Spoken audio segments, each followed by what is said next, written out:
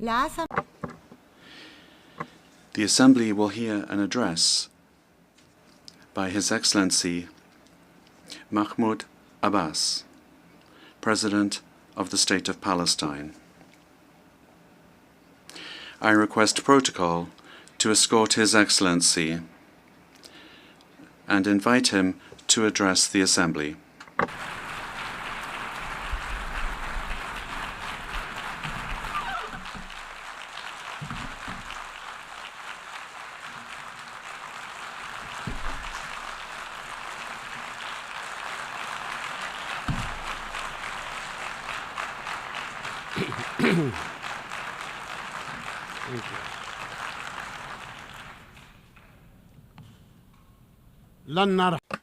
We will not leave. We will not leave. We will not leave. Palestine is our homeland. It is the land of our fathers, our grandfathers. It will remain ours. And if anyone were to leave, it would be the occupying usurpers. In the name of God, most gracious, most merciful. Mr. Philemon Yang, President of the General Assembly of the United Nations. Mr. Antonio Guterres, Secretary General of the United Nations. Ladies and gentlemen, heads and members of delegations, esteemed guests, peace and God's blessings be upon you all. I come to you today as my people, and for almost a year now, are subjected to one of the most heinous crimes of our era. It is a crime of a full-scale war, of genocide, that Israel is perpetrating. Israel, the occupying state. A crime that so far has killed more than 40,000 martyrs in Gaza alone, and thousands remain under the rubble. A crime that has injured more than 100,000 others to this day, and matters are getting worse. Hundreds of Palestinian families have been annihilated. Entire family names have been wiped out of the civil record. More than 100 families have been completely wiped out of the civil record. They no longer exist. Thousands have died because of the spread of disease and epidemics and the shortages in medicine and water. Moreover, more than 2 million Palestinians in Gaza have left their homes multiple times in search of safety and fleeing the systemic operations that the Israeli occupying army is perpetrating.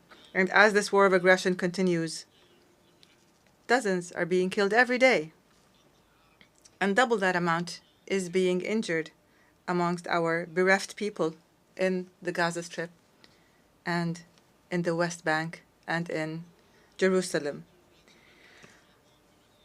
I'm not here to respond to the lies of the Israeli Prime Minister, lies that he said in his speech before the U.S. Congress in July, where he claimed that his army does not kill innocent civilians in Gaza. I ask you by God, who is it then that killed more than 15,000 children of the 40,000, and an equal number of women and elderly persons from our people? And who is it then that is continuing to kill them? I ask you to answer me by God. Stop this crime. Stop it now. Stop killing children and women. Stop the genocide. Stop sending weapons to Israel. This madness cannot continue. The entire world is responsible for what is happening to our people in Gaza and the West Bank. The West Bank that is under a daily and continuous Israeli aggression. It is under a vicious settlement activity. They're building everywhere in Palestine, as if all of Palestine is theirs.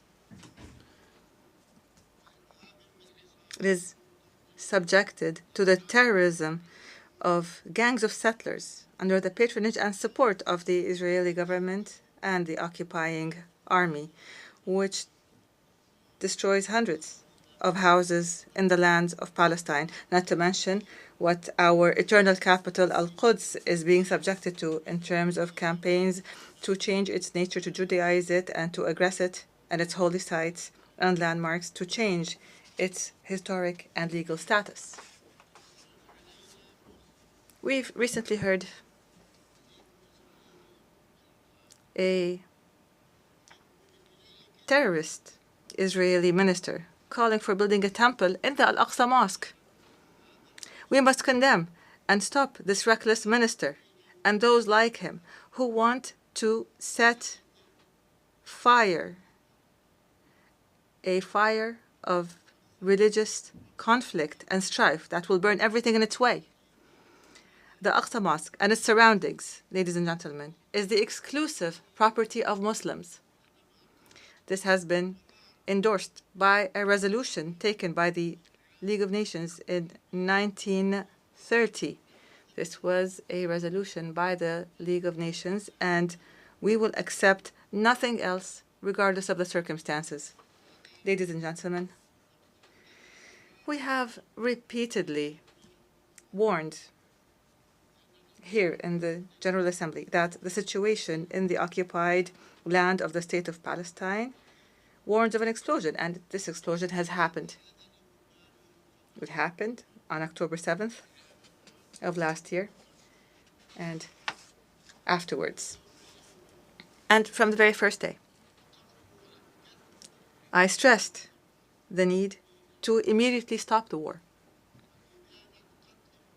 I condemned the killing of civilians regardless of who they are and regardless of what side they were on or any people they were from. I demanded the release of prisoners and those detained by both sides. There's no need to detain women, children, and the elderly. We've said this repeatedly.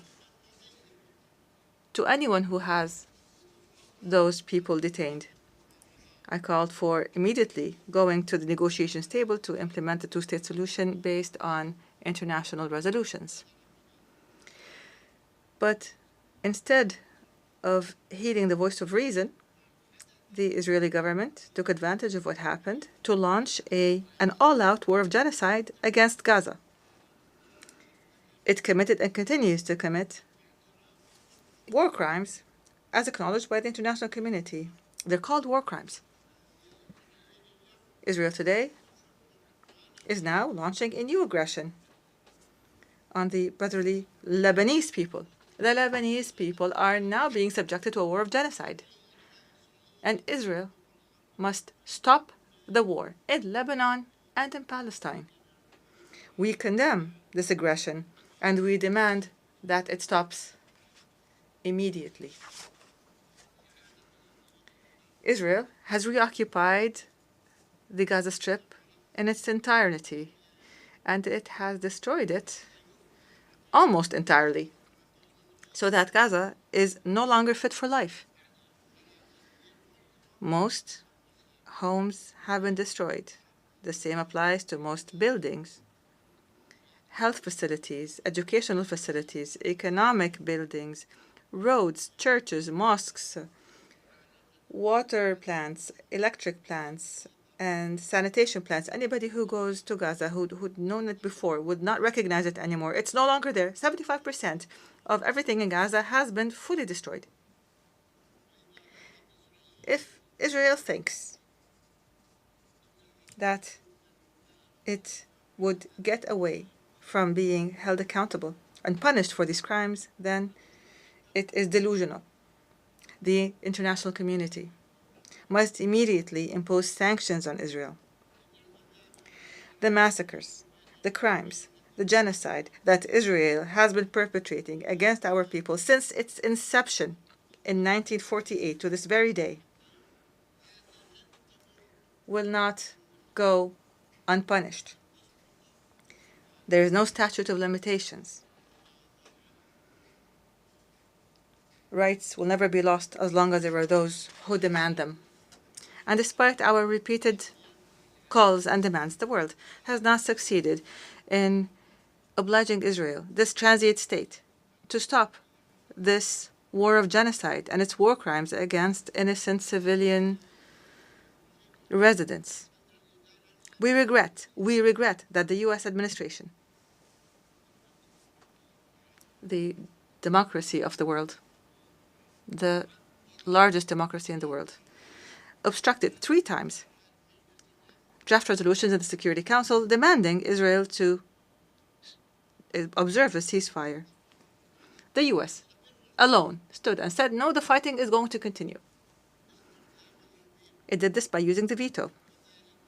And added to that, it furnished Israel with the deadly weapons that it used to kill thousands of innocent civilians, children and women. And this further encouraged Israel to continue its aggression. As long as the U.S. is supporting it, then why not keep going, since it's already an aggressing state? This is the United States, the very country that was the only member in the Security Council that voted against granting the State of Palestine full membership in the UN. We don't deserve membership in the eyes of America, so they used the veto against it. I don't understand how the United States could insist on opposing our people, insist on depriving us of our legitimate rights to freedom and independence, as is the right of the rest of the countries, 194 countries, and we are no less than them.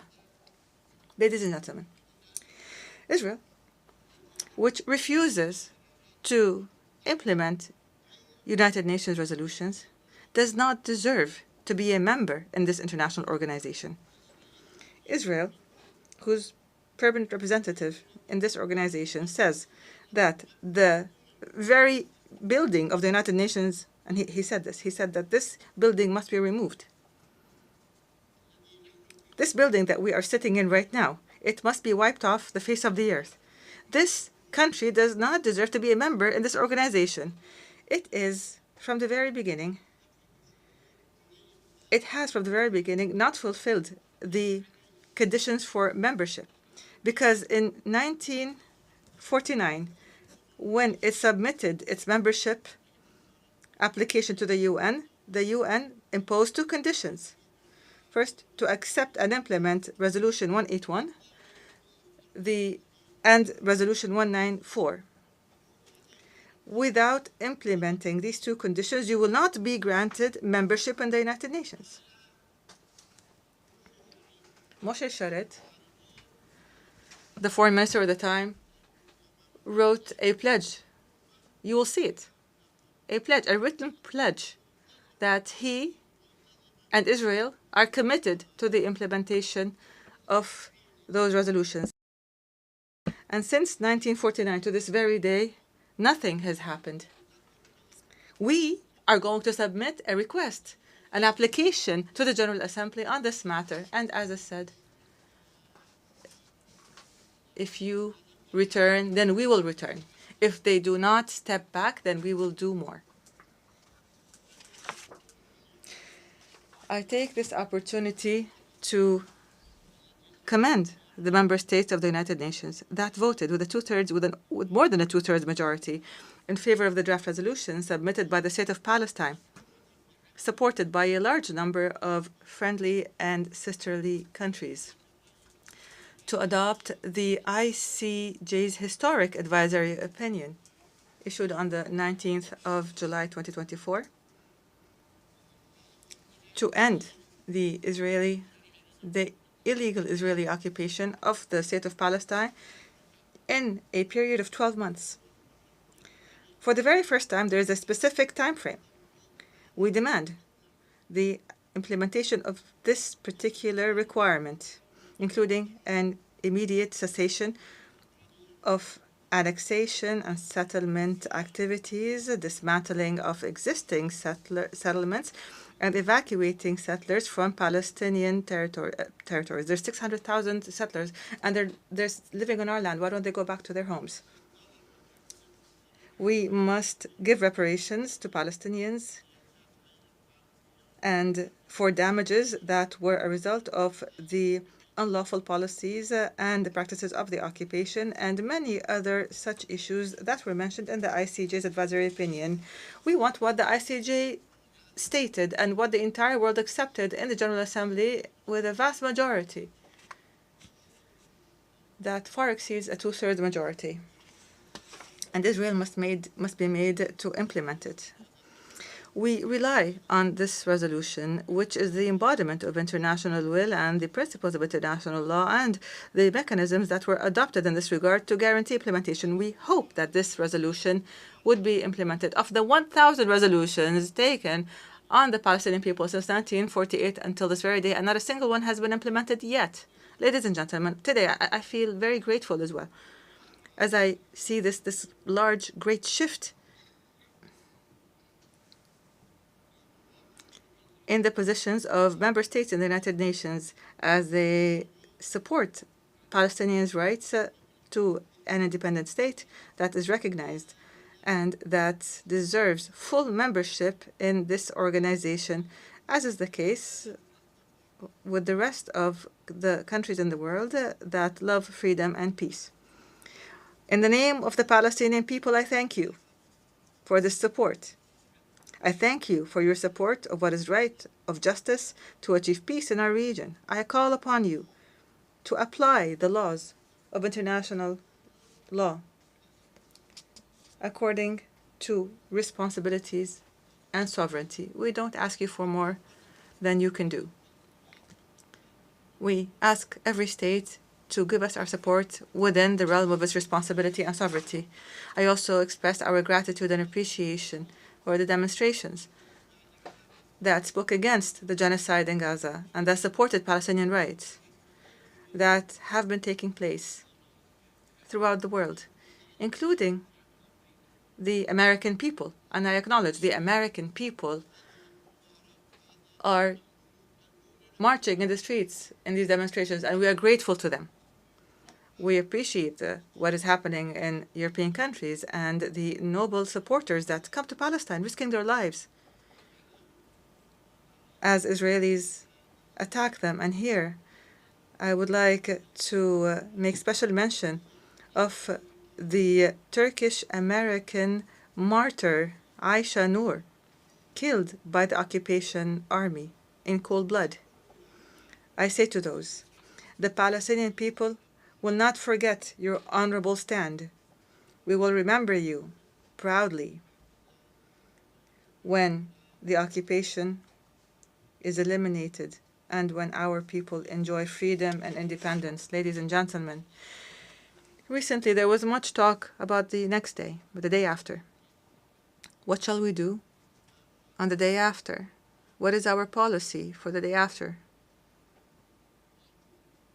And I say to you, the day after the end of the war in the Gaza Strip, I take this opportunity today to give you our view of what is needed immediately and on the day after the war ends. This is our proposal.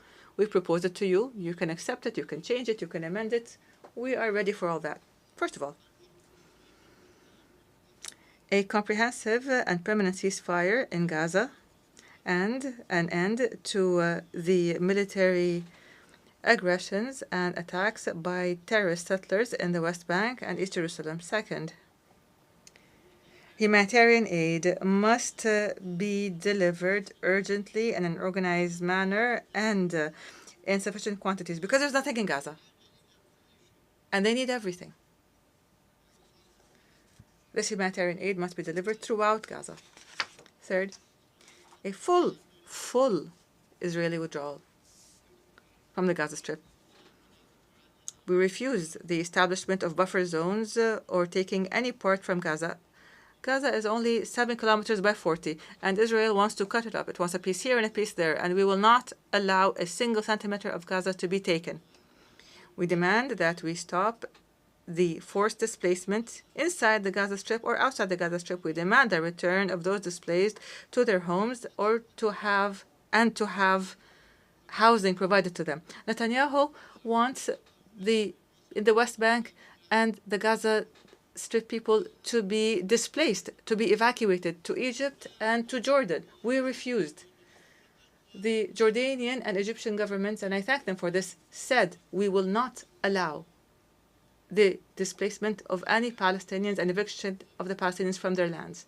Fourth, we demand the protection of UNRWA and humanitarian organizations from Israel's actions and to provide political and financial support to these organizations so that they can perform their role and offer their services to the Palestinian refugees until they return home. UNRWA was established to do its job until the refugees return. And every day Israel finds an excuse to convince others that UNRWA's work must be ended. Fifth, we demand international protection for the Palestinians on the lands of their occupied land. We want protection. We are not fighting Israel. We cannot fight Israel. And we don't want to fight.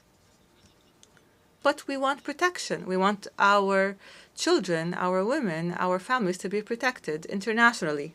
Sixth, Palestine, the State of Palestine must shoulder its responsibilities in the Gaza Strip and impose its full mandate on it and jurisdiction on it, including the border checkpoints, especially the Rafah international border between Egypt and Palestine, as part of a comprehensive plan.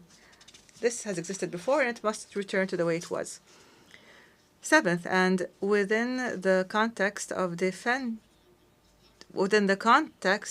a comprehensive national reform process. This is a process that we're undertaking, and most countries have reviewed it, supported it, confirmed it, and thanked the Palestinian government for it. And hopefully we will continue with this process till the very end. In terms of this process, we will reconstruct our infrastructure and state institutions destroyed by Israel. We will revive the economy and establish sustainable development and rebuild the Gaza Strip. And we will hold the State of Israel fully responsible. Eighth, the authority of the State of Palestine and the Palestinian government and the PLO, the legitimate and sole representative of the Palestinian people, will have authority on all Palestinian territories in the Gaza Strip, the West Bank, and Eastern Jerusalem, as has been stipulated for us by international law. We are not asking for more, but we will not accept any less. The West Bank, the Gaza Strip, and the Eastern Jerusalem. We will not ask for more, but we will not accept any less. We will hold general elections. We're ready to hold the elections. We've been ready in the past, but Israel refused to allow us to hold these elections in Jerusalem. But if this were to happen, we're ready to hold these elections and to form a Palestinian government in accordance with the results of these elections. Ninth, we will continue to mobilize the largest possible international support so that the State of Palestine can achieve full membership in the United Nations as soon as possible. What do we lack to be sitting amongst you? What do we lack to be on the same footing as 194 official member states in the United Nations? We have the land, we have the authority, we have the people, we have the culture, we have the knowledge, we have everything that we need. We ask you to help us. 10th, the full implementation of the General Assembly resolution on the advisory opinion that we mentioned, issued by the International Court of Justice in a manner that would lead to the end of the occupation in 12 months, as stipulated by the resolution, as set by the advisory opinion. Number 11, hold an international peace conference under the auspices of the United Nations within a year to apply the two-state solution. So we hold this international conference so that we would resolve all the problems that remain between us and Israel. By the way, we recognize the State of Israel, but Israel doesn't recognize us. We want a solution that would protect both countries, the State of Palestine and the State of Israel, so that they can coexist in peace, stability, and security. Number 12, to adopt international peacekeeping forces by virtue of a Security Council resolution between the states of Palestine and Israel to guarantee the security of both countries. We call for guaranteeing the security of both countries.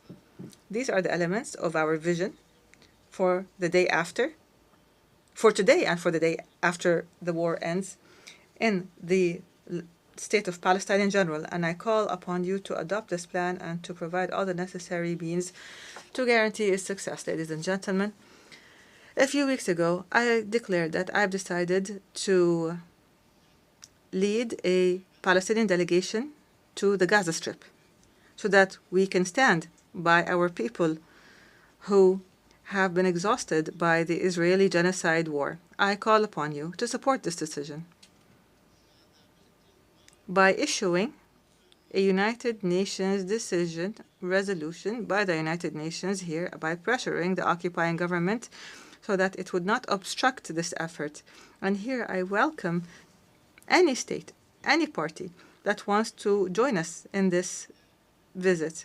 We'll be happy to go with you to Gaza so that we could all see the tragedies that are taking place. I salute our heroic people that are sacrificing all that is precious for Palestine in the Gaza of sacrifice, in the West Bank of solidarity, of Al-Quds, which is our crown jewel and our capital.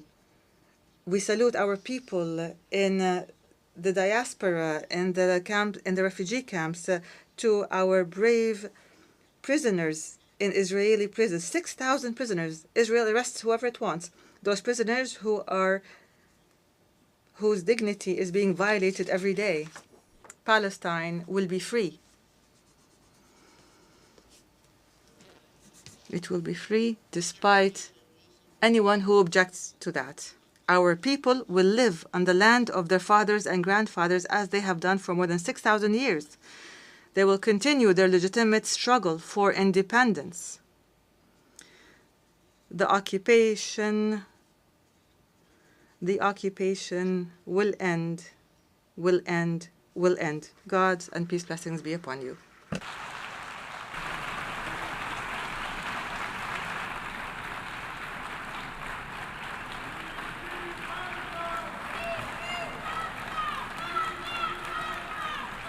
En nombre de la Asamblea. On behalf of the Assembly, I wish to thank the President of the State of Palestine. The Assembly will hear an address by His Excellency